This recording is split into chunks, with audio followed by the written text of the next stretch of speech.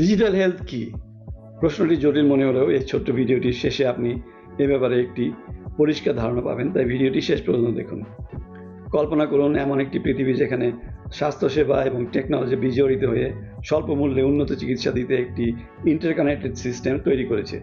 Digital health কোনো futuristic concept নয়, এটি স্বাস্থ্য ও সুস্থতা সম্পর্কে আমাদের দৃষ্টিভঙ্গি বদলে দিচ্ছে।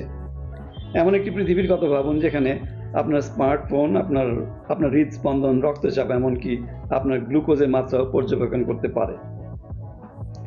ডিজিটাল হেলথ বলতে বোঝায় একটি বড় পরিসরের প্রযুক্তি, যেমন টেলিমেডিসিন, ওয়্যারেবল ডিভাইস বা পরিধেয় প্রযুক্তি, হেলথ ইনফরমেশন টেকনোলজি এবং মোবাইল হেলথ। এর মূল উদ্দেশ্য হলো ডিজিটাল সরঞ্জামের শক্তিকে কাজে লাগিয়ে সবার জন্য উন্নততর স্বাস্থ্য ফলাফল নিশ্চিত করা। উদাহরণস্বরূপ, টেলিমেডিসিনের মাধ্যমে রোগীরা তাদের বাড়ি থেকে বের না হয়ে ডাক্তারের পরামর্শ নিতে সক্ষম হচ্ছেন। এর ফলে স্বাস্থ্যসেবা যে শুধুই সহজলভ্য হচ্ছে তাই না, এর ফলে সংক্রামক রোগ ছড়ানোর ঝুঁকিও উল্লেখযোগ্যভাবে হ্রাস পাচ্ছে। অন্যদিকে পরিধেয় ডিভাইসগুলো রিয়েল টাইমে ভাইটাল সাইন মনিটর করতে সাহায্য করছে, স্বাস্থ্যসেবা প্রদানকারীদের মূল্যবান স্বাস্থ্য ডেটা সরবরাহ করে অগ্রিম রোগ নির্ণয় ও রোগ প্রতিরোধে সাহায্য করছে। হেলথ ইনফরমেশন টেকনোলজি প্রশাসনিক প্রক্রিয়াগুলিকে সুবিন্যস্ত করছে এবং পেপার ওয়ার্ক কমাচ্ছে। মোবাইল হেলথ ব্যবহারকারীরা তাদের নিজের স্বাস্থ্যের বিভিন্ন সূচক পর্যবেক্ষণ করতে, সুস্থ থাকার লক্ষ্য নির্ধারণ করতে এবং নিজেদের স্বাস্থ্য পরিস্থিতি সম্পর্কে অবগত থাকতে পারছেন।